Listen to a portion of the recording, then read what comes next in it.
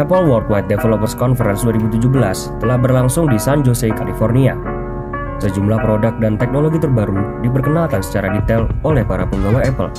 Apple tahun ini hanya membawa 8 produk yang mencakup perangkat lunak dan perangkat keras. Berbeda pada 2016 lalu, Apple membawa hingga 13 produk. Awal mula produk yang diumumkan pada WWDC 2017 adalah sistem operasi Apple Watch, yaitu watchOS 4.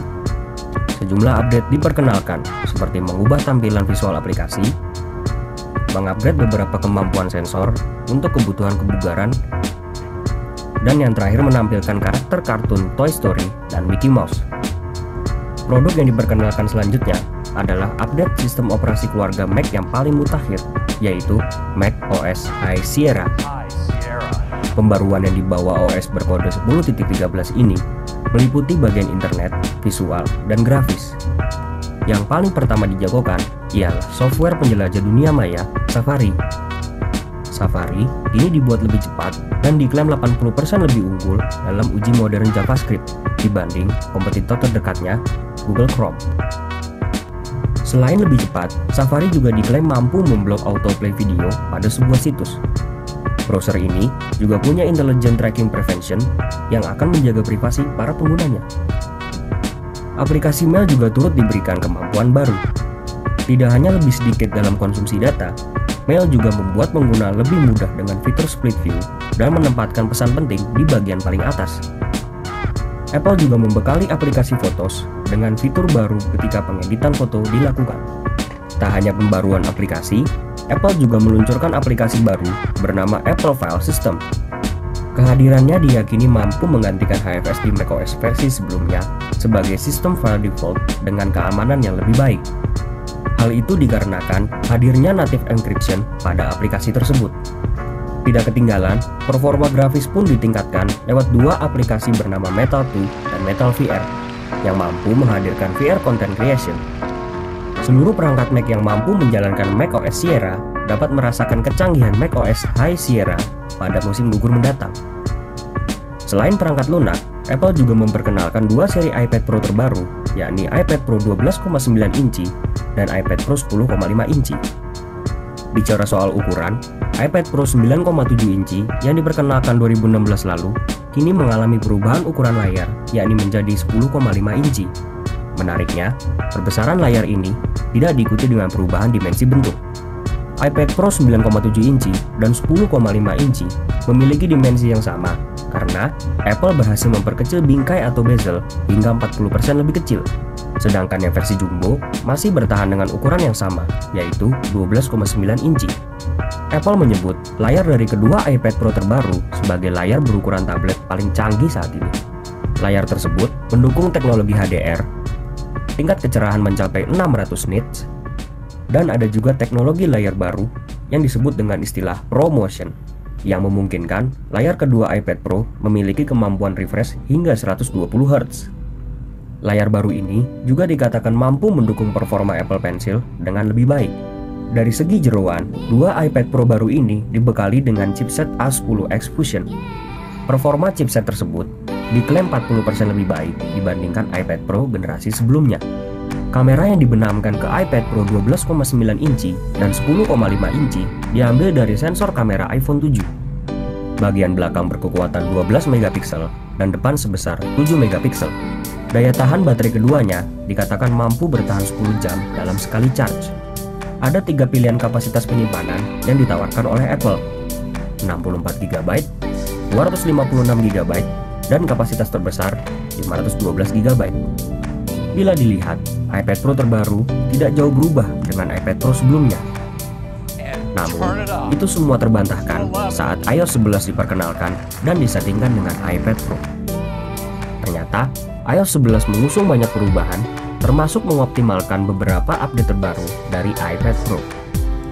iOS 11 juga memiliki tambahan fitur di bagian user interface dan user experience.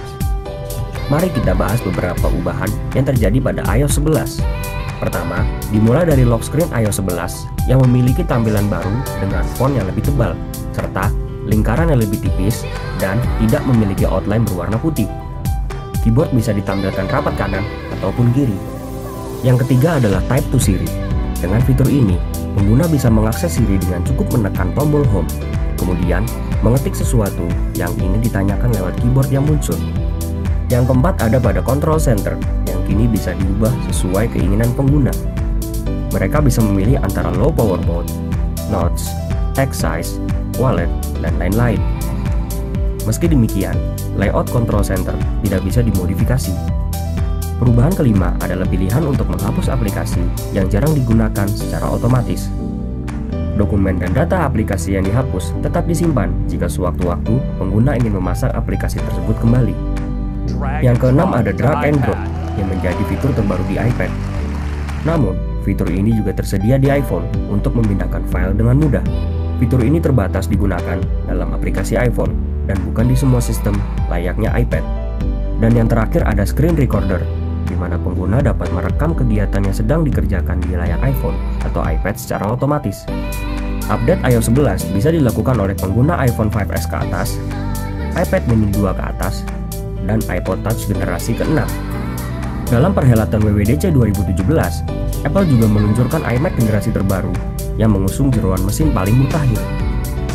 Secara kasat mata, desain iMac generasi terbaru ini tidak banyak mengalami perubahan. Komputer desktop tersebut masih mengusung desain yang mirip seperti generasi sebelumnya. Apple sepertinya lebih mengedepankan upgrade jeroan mesin dan juga layarnya daripada tampilan fisik. Semua model iMac 2017 ini sudah dibekali dengan chip prosesor Intel Kaby Lake. Selain punya prosesor lebih kencang daripada versi sebelumnya, varian iMac standar dengan layar 21,5 inci juga mengalami peningkatan dari sisi grafis. Apple melengkapinya dengan kartu grafis Intel Iris Plus 640 dengan ID RAM 64MB.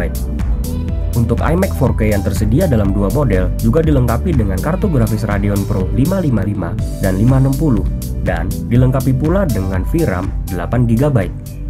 Kartu grafis tersebut diklaim 80% lebih canggih daripada versi sebelumnya. Terakhir untuk model iMac dengan layar 5K, Apple menggunakan kartu grafis Radeon 570, 575, dan 580 dengan VRAM sebesar 8GB. Kartu grafis ini memiliki kecepatan hingga 5,5 teraflop.